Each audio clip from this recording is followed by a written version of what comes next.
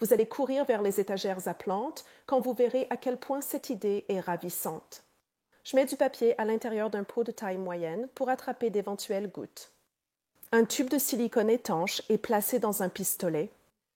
J'applique du silicone au fond du pot de fleurs tout autour des trous. J'étale le silicone avec un couteau pour couvrir toute la surface. Le plateau du dessous est enduit de silicone, puis il est remis en place sous le pot jusqu'à ce qu'il s'enclenche. Le silicone est également appliqué sur tous les trous à l'intérieur. J'applique de la colle chaude sous les petits et moyens pots, puis je les maintiens ensemble jusqu'à ce qu'elles prennent. De la terre pour jardin en pot est ajoutée dans le pot du bas. Des fleurs sont plantées dans la terre. Tous les espaces vides reçoivent un peu plus de terreau. Je rince rapidement le pot du dessus pour m'assurer qu'il soit complètement débarrassé de la terre, puis je l'incline légèrement pour évacuer l'eau. Le seau vide du dessus est rempli d'eau. J'ouvre une fontaine à eau solaire, qui sera l'élément clé de cette installation. J'attache les rallonges fournies à la fontaine à eau solaire, CE qui aidera à garder la fontaine bien centrée. Les rallonges de la fontaine sont coupées pour s'adapter au pot rempli d'eau. Une fois dans l'eau, la lumière du soleil active la fontaine, offrant le jet d'eau le plus simple pour tout espace détente extérieur ou jardin. Rien ne vaut le son de l'eau qui coule pour profiter de votre espace extérieur.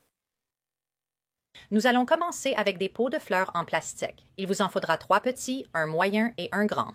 Mettez de côté 2 des petits pots. Vous n'avez pas besoin de les peindre. Donc, sur une surface couverte et bien aérée, vaporisez de la peinture sur l'extérieur de vos pots. Il vaut mieux appliquer 2 couches très fines. Je vaporise CESPO, mais ça ne couvrira pas dès la première application. Je vais laisser sécher pendant environ 20 minutes, puis je reviendrai pour ajouter une 2e, voire une 3e couche si nécessaire, jusqu'à ce que tout soit bien couvert. Une fois que tout est sec, nous allons les assembler à sec pour vérifier qu'ils ont bien l'apparence que nous souhaitons. Donc, un petit pot va à l'intérieur du grand, puis le moyen se place au-dessus de celui-ci. J'ai un peu de place ici pour planter, mais en fait, je veux encore plus de place que ça. Donc, je vais prendre une grosse pierre. Vous pouvez utiliser des cailloux, du gravier ou même de la terre pour cela. Ensuite, je vais remettre le petit pot à l'intérieur et ajouter le pot moyen par-dessus. Donc, une fois que je sais que tout est exactement comme je le veux, je vais maintenant démonter tout ça et utiliser de la colle U6 1000 pour assembler CES étages ensemble. Je veux ajouter quelque chose d'unique à CE Pot. Je vais mettre mon adresse sur le devant. Donc, je prends des autocollants en vinyle. Il vaut mieux utiliser des autocollants adaptés à l'extérieur. Allez au rayon boîte aux lettres de votre magasin de bricolage pour trouver d'excellents autocollants vinyle adhésifs. Et je vais simplement les coller directement sur le devant du pot. La colle est sèche, nous pouvons assembler. J'ai déjà assemblé ce niveau et vais le placer à l'intérieur. Et ensuite, je vais prendre un peu de terreau et remplir le grand pot.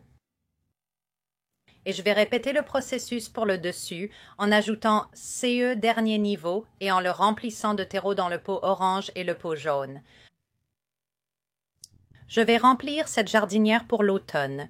J'ai donc choisi quelques annuelles robustes, principalement du feuillage, qui auront des couleurs riches et magnifiques encore pendant quelques mois ici, à l'extérieur. Je vais en ajouter dans chaque pot autour des bords, puis combler les espaces vides avec du terreau. Je vais ajouter un chrysanthème jaune à cette jardinière pour l'automne. Cette jardinière à étage est un excellent ajout à mon porche pour l'automne et elle va apporter de belles couleurs pendant encore quelques mois. J'espère que cela vous a donné envie de transformer vos vieux pots en plastique en belles décorations pour votre maison. J'ai utilisé 2 pots de tailles différentes de Dollar Tree pour créer cette belle déco de terrasse. J'ai utilisé du papier de verre grain 150 pour poncer légèrement la surface, puis je l'ai essuyé pour la préparer à la peinture. J'ai mis du silicone sur un couvercle plastique, puis l'ai fixé au fond du petit pot. J'ai mis du silicone tout autour du bord du couvercle pour créer un joint étanche. Pendant le séchage, j'ai utilisé une peinture spray effet pierre de Rust-Oleum. J'ai peint à la bombe l'extérieur des 2 pots ainsi que le bord intérieur, puis j'ai laissé sécher toute la nuit. J'ai vu des zones non couvertes, donc j'ai mis une seconde couche. Après le séchage de la peinture en bombe, j'ai préparé du béton prêt à l'emploi dans un seau selon les instructions. J'ai mis le béton humide dans le grand seau, puis une grosse pierre au centre pour remplir l'espace. Le béton a rempli un tiers du seau. Comme ça devient vite lourd, je ne voulais pas en mettre plus. J'ai utilisé une chute de 2x4 pour tasser le béton et secouer doucement le récipient afin d'éliminer les bulles et lisser. Une fois le béton sec, j'ai mis un récipient en plastique au centre pour surélever le petit pot. J'ai récupéré des pots de jardin dans le recyclage et je les ai utilisés pour remplir l'espace sans ajouter de poids supplémentaires. J'ai ensuite placé le petit pot et couvert le recyclage avec des galets de rivière. J'ai lavé une autre poignée de galets de rivière, je les ai placés à l'intérieur du petit pot et je les remplis d'eau. Enfin, j'ai ajouté cette fontaine solaire et comme il faisait beau, elle a commencé à fonctionner immédiatement. Aucune pile n'est nécessaire. J'espère que cela vous a inspiré à créer votre propre fontaine do-it-yourself et la terrasse de vos rêves. Merci d'avoir regardé Home Talk, à bientôt. J'ai acheté CE Bolis de salon, mais je n'aimais pas le pot rouge, donc je vais le relooker.